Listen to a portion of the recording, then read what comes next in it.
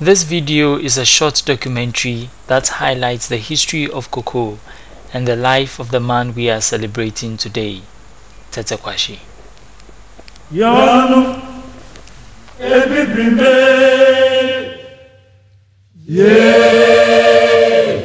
When the history of wealth creation in Ghana is told, the deeds of one individual in the person of Tetteh Quarshie overshadows every other Ghanaian who ever lived. He established a cocoa industry from a few cocoa pods, which during 130 years has produced over 35 million tons of the world's highest quality cocoa beans and has earned Ghana hundreds of billions of dollars. In 1931, one of the editions of the Gold Coast printer, pages 82 to 83, indicated that cocoa seedlings were brought to the Gold Coast first by a Dutch missionary by name Thornin in 1801, followed by another Dutch missionary in 1815, and for many reasons, including the lack of local expertise, the cocoa seedlings did not survive. The Dutch missionaries were followed by the Swiss missionaries, who arrived in the Gold Coast in 1827. Over a period of 20 years from 1857, they tried to establish cocoa plantations at Ekropong, the site of one of 4 basil missions established by the Swiss in the Gold Coast. The first attempt was carried out by Johannes Haas, a Swiss agronomist, in 1857 and 1858 without much success. He was followed by another Swiss agronomist, Johann Jacob Lang, in 1859, who managed to raise about 90 seedlings at Ekropong before he returned to Europe in June 1868 due to ill health. His place was taken up by a third Swiss agronomist, Henry Marquand, in December 1868 with great optimism, which also ended in failure, and like Lang before him, had to leave Ekropong in 1872 because of ill health.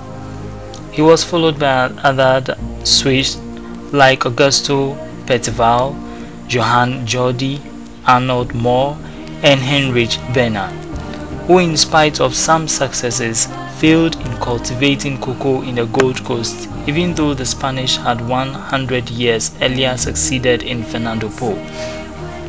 Sir Frederick Gordon Guggisberg, governor of the Gold Coast from 1919 to 1927, became interested in the history of cocoa in Ghana.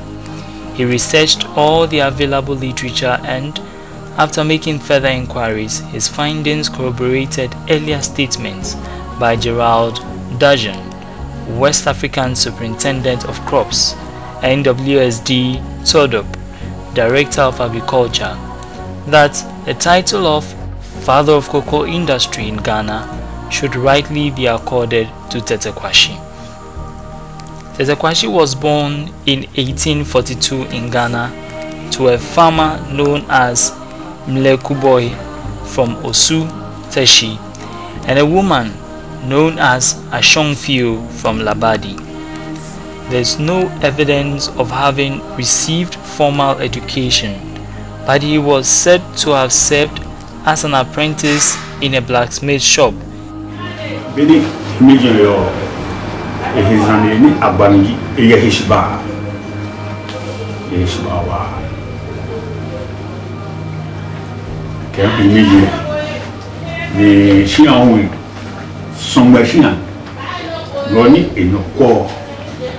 Ni Tetteh hamle niji ampadisa niji Tetteh Quarshie enyimi mole ni chose ampadisa et ni Tetteh hamle ici. Okay. Ni Tetteh hamle son loli son meni et tout. Ampadisa mo enyimi ni kele hale.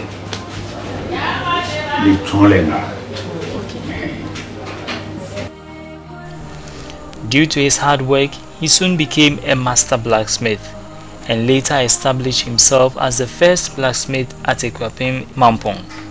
He took up farming as a hobby. In 1870, at the age of 28, he took a voyage to Fernando Po in Equatorial Guinea and worked on cocoa plantations as a blacksmith, perhaps producing iron tools for the cocoa farms. After 6 years in Fernando Po, he returned to the then Gold Coast with 6 Amelonado cocoa pods. Once in the Gold Coast, he carefully nursed the cocoa seedlings in the year 1876, and in 1879 planted his first cocoa farm at Equiapem Mampong in the eastern region of Ghana.